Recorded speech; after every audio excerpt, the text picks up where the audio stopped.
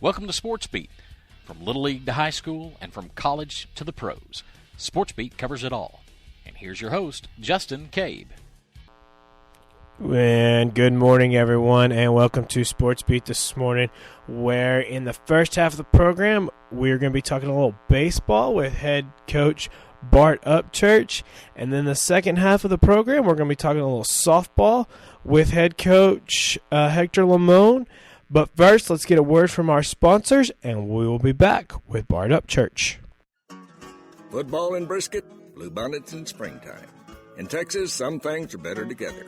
Like at Texas Farm Bureau Insurance, where a home policy just isn't the same without auto coverage to help bring your rates down. The state fair and fine stuff? Can't have one without the other. Moments worth covering are never accidents.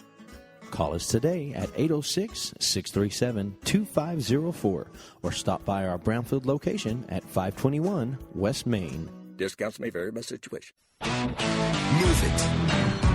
The big, the massive, the what the heck is that? Introducing the all-new Ford F-150. Its high-strength military-grade aluminum alloy body makes it up to 700 pounds lighter. And with less of its own lard to move around, it can move more of yours. 12,200 pounds. The most towing of any half-ton pickup. The all-new Ford F-150. The future of tough. Go by Stanley Ford Lincoln, located at 1708 Lubbock Road in Brownfield, or call 637-7541. Stanley Ford Lincoln, you're just a short drive from big savings. Linegar Electric Cooperative is behind the Cubs all the way. We know the Cubs can be depended on just like Linegar with over 60 years of service. We are proud to call Terry County our home, someone who takes pride in offering the people they serve the very best. Linegar Electric Cooperative says, go get 'em Cubs. Cotton farmers. From planting to harvest, you nurture your crop. At Harvest, you want to use Meadow Farmers Co-op Gin. Since its beginnings in 1935, Meadow Farmers Co-op has prided itself in fast, courteous service to our customers. We provide complete ginning service from the field to the marketing of your crop through PCCA and the SEAM marketing system. Call 806-539-2241 or come by Meadow Farmers Co-op to learn about our service and commitment to you. Meadow Farmers Co-op, celebrating 80 years of service to Terry County. Do you have a dental problem? Then go see Dr. Cawley. Dr. Cawley is a second-generation West Texas dentist, locally owned and operated for 27 years. Dr. Cawley is an honors graduate of the University of Texas Dental School. He, along with his talented staff and newest technology, can take care of any of your family's dental needs. Don't forget to like them on Facebook and give them a call at 806-637-8386 or drop by at 1307 Tahoka Road in Brownfield. Dr. Cawley, where West Texas hospitality begins with a smile. Meadow ISD, providing a pathway to success.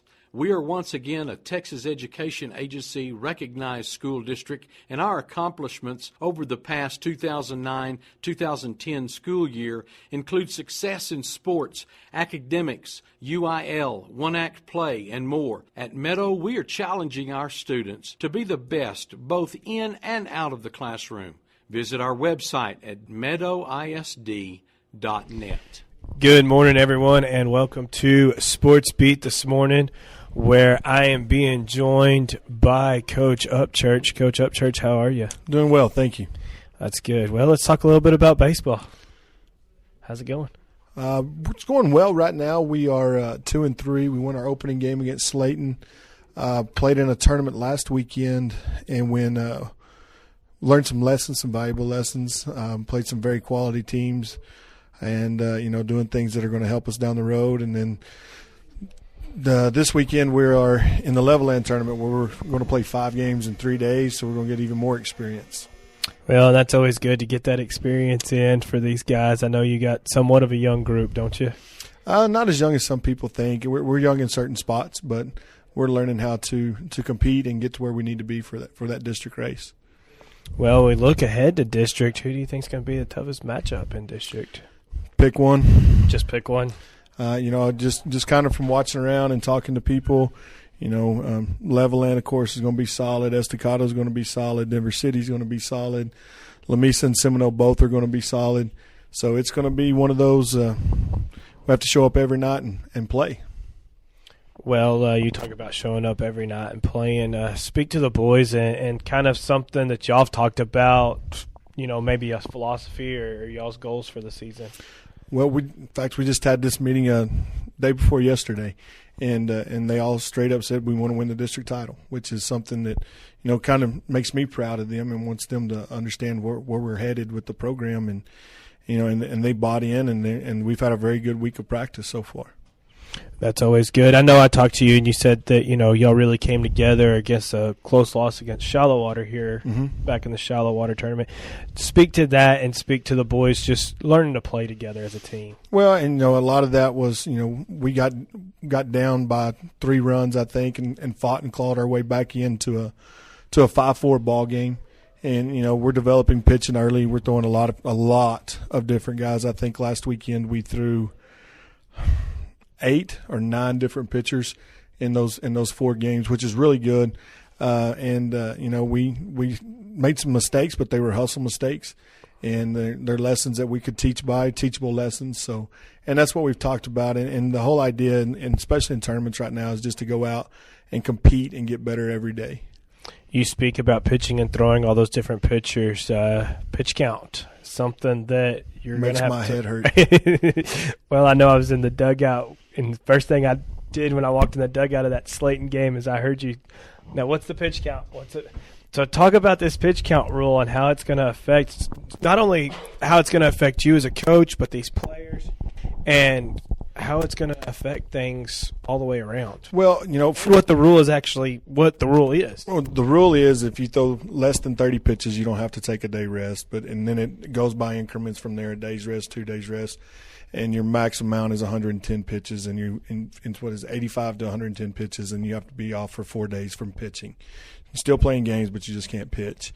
And it's really not a big adjustment for us. We stay on pitch counts. I've always been a pitch count guy, and we try not to throw a kid, more than we should. But it affected us last weekend just because I was trying to make sure I didn't go over some, and probably should have stretched some guys out a little bit. And that's kind of what we're going to do this weekend. We're going to stretch a few guys and make them get up there on the mound and compete. And I think it's going to level the playing field some. You can't ride one guy through district. Especially the way our district sets up playing Tuesday, Fridays. You throw a guy, 70, 80 pitches on Friday night, he can't throw on Tuesday. And then you got 2 days rest in between. So, you're going to have to really manage your starters and manage a bullpen.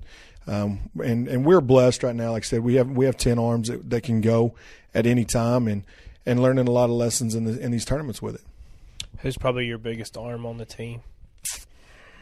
We have 3 returning arms. We have, Chili's coming back as a sophomore. Michael's coming back as a senior. He's a 4-year letterman. You have Chris Flores, who's seen some quality innings and some big-time innings for us. You have John Burris. It's hard to pinpoint just one big arm because all these guys have done so much in their 2-3 years on the varsity for us that they've played some quality innings and have pitched some quality innings. What do you do to get a pitcher ready? Maybe somebody who hasn't really pitched a lot in a varsity game, or maybe they haven't pitched a lot at all, but you're trying them out there. What do you do to coach them, and how do you coach them differently? Well, we start off with just putting them in the bullpen, and we do a lot of bullpen work. So we're very, very big on mechanics. Mechanics lead to strikes is how that's the philosophy that we have. And then as far as game experience, we just throw them out there, right? Especially right now in this non-district stuff. And some will struggle, and we've got to get better, and we talk about it. And it's always we coach them up in the dugout, and when we get our bullpen session the next day or two, then we correct what we saw.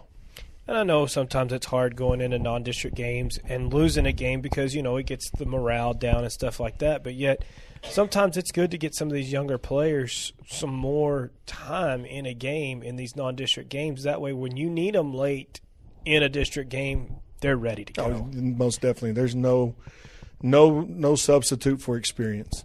And, we play a lot of different guys in a lot of different positions, and it works out for us, and hopefully it has in the past, and hopefully it will work out again for us this year. I talked to Michael here a while back, and he told me that to look out for the sticks this year. that he, in his opinion, he hopes that the sticks are more alive this year. Speak to that some. And we have been swinging the bat better. In fact, I just kind of looked at some stats a while ago, and we're putting the ball in play. Again, it's just seeing live pitching. Baseball, everybody thinks it's boring because it's so repetitive. But with that, we had a very good, with the wonderful weather we had yesterday or on whatever Tuesday, we had a very good session of BP, and we got to work out a lot of kinks. And these guys, they work. They work hard, and our whole goal is to put the ball in play hard. It's high school baseball, anything can happen at any point. And they do a good job of that. Speak to some of those returners, and I know returning, you got Michael returning behind the plate and these pitchers returning, and what does that say to this team and where they're going to be at come district? Well, and that's something we did talk about. It's a veteran baseball team. They've been in the playoffs for 2 years. They've won playoff games for 2 years, and have played some very quality opponents. And and it's like I told them after our game with Lubbock Christian last weekend is I'm not panicking. I'm not happy with where we are, but I'm not going to panic. We know what we need to do, and these guys will turn it around. And so far practices have picked up, and there's a little more tinkering we have to do with some things, and lineups are going to change and bounce around until you find that certain mix that you're looking for. So what can fans expect to see when they come out to the ballpark this season? Nothing's going to really change. Is that we're going to hustle. We're going to play hard. It's going to be the same brand of baseball that we've done here for a long time. We will bunt. We will hit and run. We're going to put as much pressure on the opposing defense as possible, and we expect our pitchers to throw strikes and make the routine plays, and every once in a while turn in a gym and get us going a little bit. You'll also hear Coach Upchurch's favorite words too. There's 3 of them.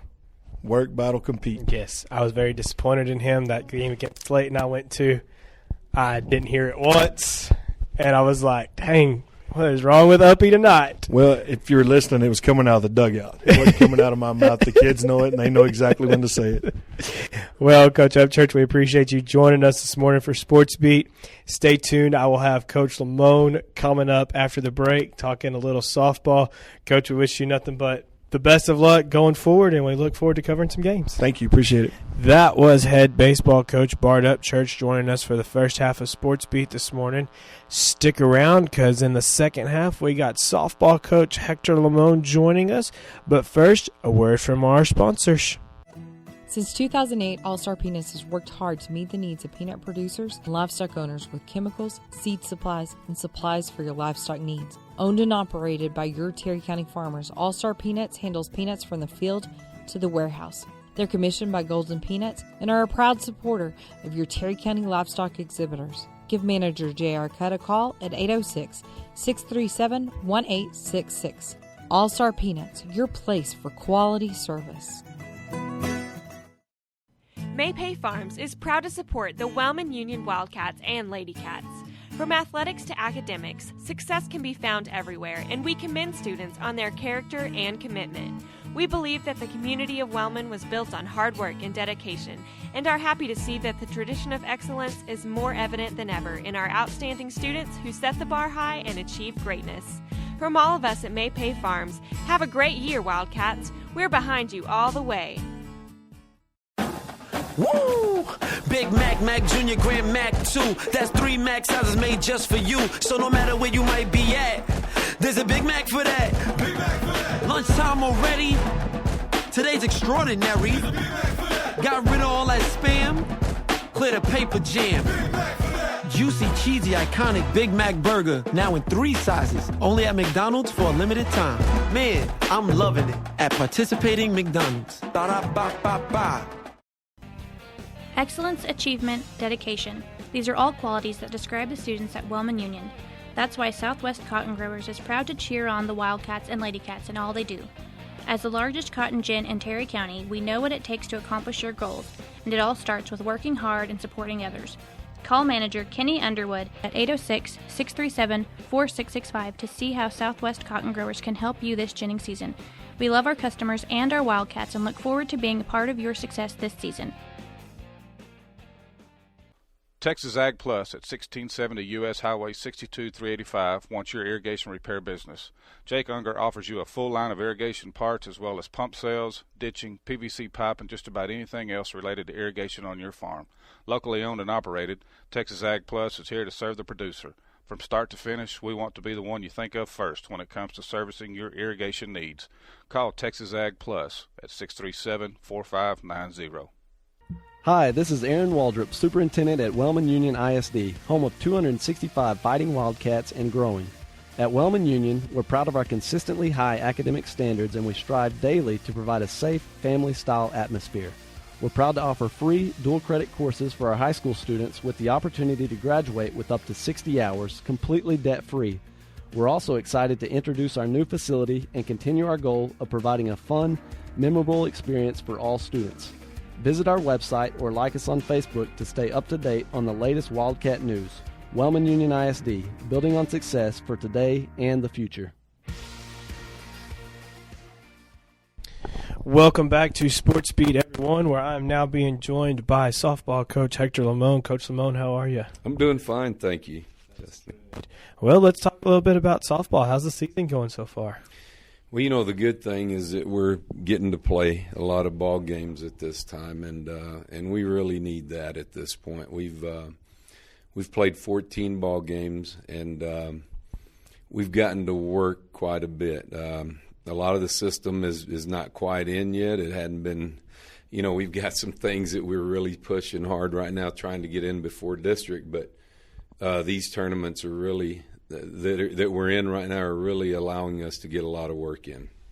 Well, and I heard some of the girls say when I interviewed them that, you know, your philosophy is it's not about the record.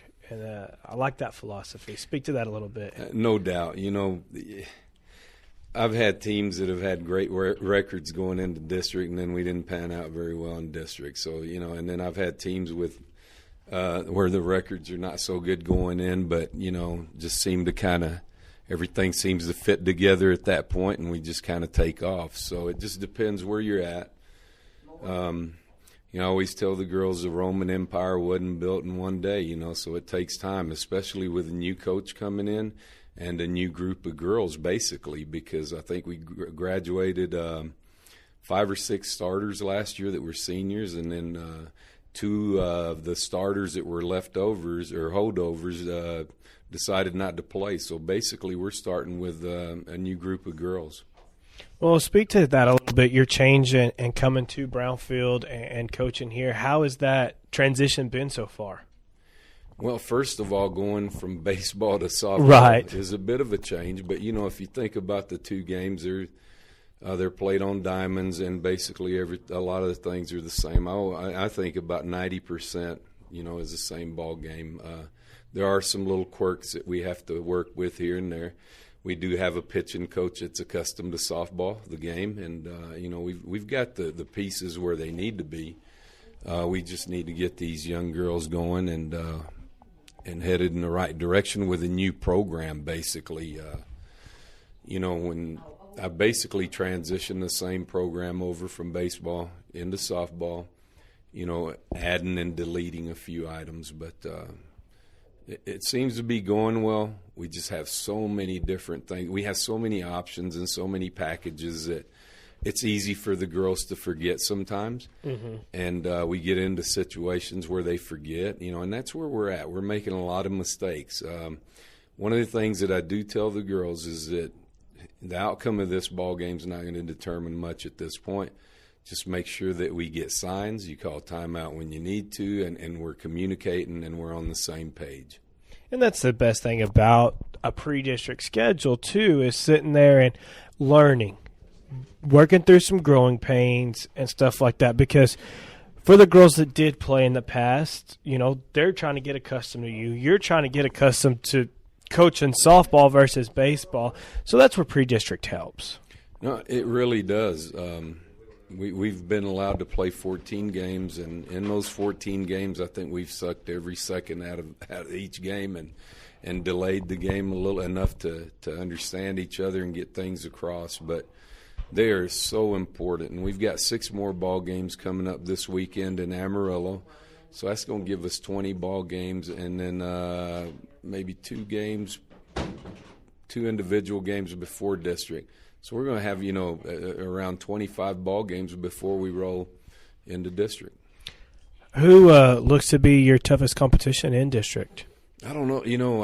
I hear so many things from so many different people, but, I've gotten to watch quite a few of them. Seminole, Levelland, La Mesa, Estacada.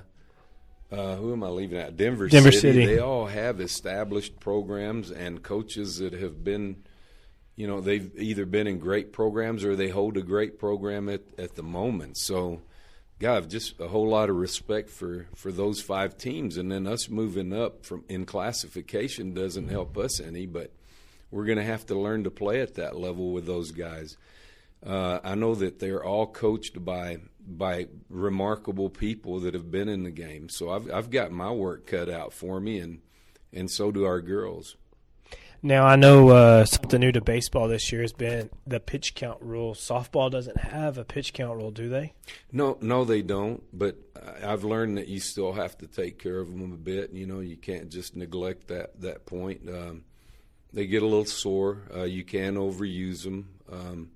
So, and that's where we're at. We always count. We always have pitch counts, even though probably don't have to. But we also take into consideration that our pitchers play other positions as well. Mm-hmm. They warm up overhand, and then they pitch underhand. So you've got a lot of movement in the shoulder cavity and in the arm. So we always just have to take that into consideration. Is the reason they don't have a pitch count in softball yet is because that different throwing motion? Yes, it's just more of a natural throwing motion. It's easier on the arm. It's easier on the rotator cuff and the elbow. There's not as much stress. When you raise that arm above your shoulder, you're doing something different with your arm that it's not accustomed to or not supposed to handle very well. So keeping it below the shoulder is pretty much more of a natural motion for people. Well, and you switching over from baseball to softball, what has been the most enjoyable thing so far? Just working with these kids and the excitement that comes, the facial gestures that they make when we put in new systems, new packages. And, they're eating it up. We're forgetting a lot of things because we're putting so much on, but it's just so joyful to watch them, see that we're putting new things on. And, of course, we're not very good with them yet, but I think that just watching them, see the program and how it's being presented to them, I think they get a joy out of that, and that gives me joy. I know as a coach, you always want to go out there and win games, and that's always a goal. But what were some of the other team goals that you and the girls discussed to start the season? Well, first of all, we're 4-10 right now, and that's nothing to be proud of, or But like I said earlier, we could be 10-4 and still be in the same boat. We just have to handle things well.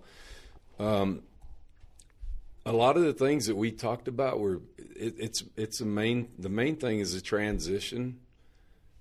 Anytime that you get a new coach, it doesn't matter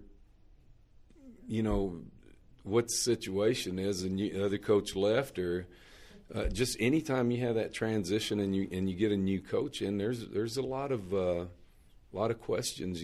People don't know you. They don't know what you're going to bring. There's a lot of mystery there, and a lot of people's expectations for you are just way up there, and those are some of the things that we talk about, that it doesn't matter which system is in or whatever system is presented to you at the time. We need to master it as soon as we can and be as good with it as we can. Right. Well, Coach Lamone, we want to thank you for taking some time out of your day and coming on here and sitting with me.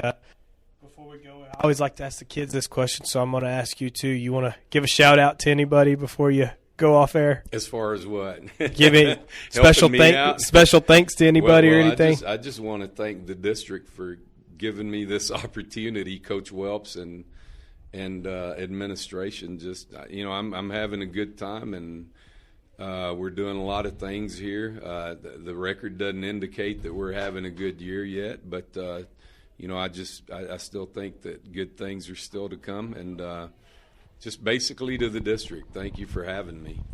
Well, Coach Lamone, again, we want to thank you for joining us, and we wish you nothing but good luck on the rest of your season. This has been Sports Beat for this week. Tune in next Friday, and I will have another great guest lined up for y'all. So for Sports Beat, this has been Justin Cabe. Thanks for tuning in to Sports Beat. From interviews with local coaches and players to collegiate and professional news, tune into Sports Beat every Friday at 9:30 a.m. If there's a person of interest or a story that you want covered, send an email to sports@towntalkradio.com.